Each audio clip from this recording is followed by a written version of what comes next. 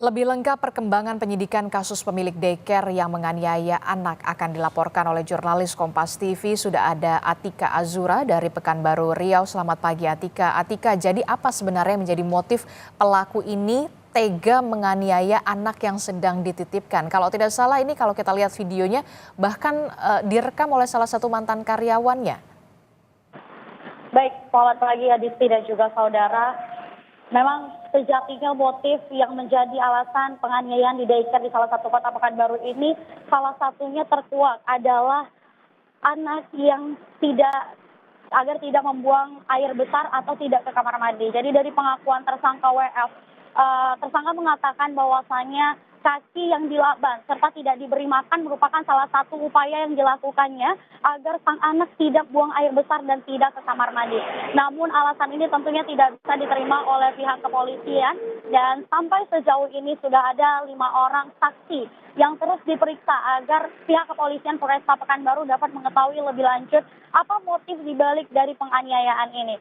Serta seperti yang diketahui Adisti dan juga saudara, bahwasannya terkuaknya kasus daycare di kota Pekanbaru ini akibat adanya video yang direkam oleh mantan pengasuh dari daycare tersebut, di mana kejadiannya itu tepat di tanggal 26 Mei 2024. 26 Mei 2024 sang mantan karyawan ini memberitahu kepada orang tua korban, dan pada tanggal 31 Mei 2024 orang tua korban telah melaporkan kepada pihak kepolisian serta baru ditetapkan menjadi tersangka dan resmi ditutup daycare tersebut di bulan Agustus ini. Begitu laporan selengkapnya, Adisti. Iya, itu jadinya laporannya itu bulan Mei, tapi baru ditetapkan sebagai tersangka pemilik daycare-nya ini di bulan Agustus, begitu ada jeda 3 bulan. Nah, kalau kita melihat daycare tempat penitipan anak tersebut, informasinya benar tidak berizin dan sudah berapa lama ini beroperasi? Baik Adisti dan juga saudara, untuk izin operasi sendiri memang sejauh ini dari pihak kepolisian Polresta Pekanbaru serta dinas terkait, termasuk dinas pendidikan mengatakan bahwa daycare tersebut tidak berizin, dan untuk operasi sendiri kami belum mengetahui secara pasti kapan daycare ini berdiri. Yang jelas dari hasil pemantauan Polresta Pekanbaru memang terbukti bahwasannya daycare yang berbentuk seperti rumah ini belum ada izin sama sekali. Untuk itu Kak Seto sebagai Ketua LPAI juga mengatakan kepada Dinas Pendidikan untuk segera menutup daycare yang tidak berizin sehingga tidak ada terjadi kesalahan dan juga penganiayaan seperti ini kembali terjadi di Kota Pekanbaru, baik itu di Indonesia.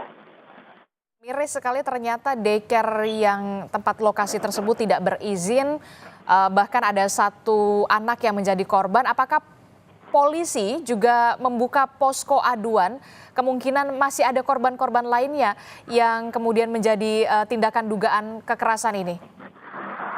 Baik saudara dan juga Adisti, memang saat ini korban sendiri masih terindikasi hanya 1 orang berusia 5 tahun, namun memang kepolisian sampai saat ini masih terus melakukan penyelidikan serta melakukan pengecekan sesuai yang dikatakan oleh Kompol dari Juwana Putra selaku Kasat Reskrim Polresta Pekanbaru, yang mengatakan bahwa akan mengecek list nama orang tua yang telah menitipkan anaknya di daycare tersebut serta memeriksa satu persatu apakah ada korban lain, karena bisa dilihat bahwasannya korban mengalami trauma yang cukup berat serta melalui penitipan tersebut korban juga mengalami gangguan traumatis yang cukup hebat serta takut untuk beranjak ke sekolah.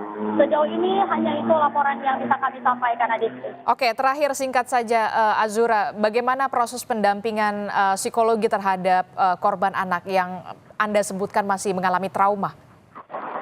Baik Adisti, untuk penanganan korban sendiri saat ini LPAI Indonesia termasuk ketua yaitu Kak Seto telah turun tangan langsung ke Kota Pekanbaru untuk meninjau bagaimana keadaan sang anak, karena bisa dikatakan bahwasannya jangan sampai korban bisa dilupakan karena teganya perbuatan pelaku tersebut. Mungkin untuk pendampingan sendiri dari laporan yang kami dapatkan dari Kasat Reskrim Polresta Pekanbaru, mereka akan melakukan pengecekan psikologi secara mendalam terhadap anak tersebut sehingga itu juga bisa nantinya menjadi titik berat dalam melakukan penentuan hukum dari sang tersangka.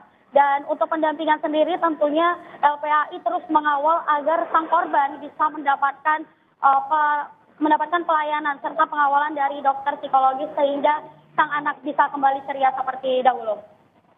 Oke, proses pendampingan psikologi ini harus terus dilakukan terhadap korban anak yang sampai saat ini memang masih trauma, termasuk juga penertiban yang dilakukan oleh polisi dan juga dinas pendidikan terkait untuk menertibkan sebenarnya daycare-daycare yang tidak berizin. Terima kasih informasinya jurnalis Kompas TV Atika Azura melaporkan langsung dari Pekanbaru Riau.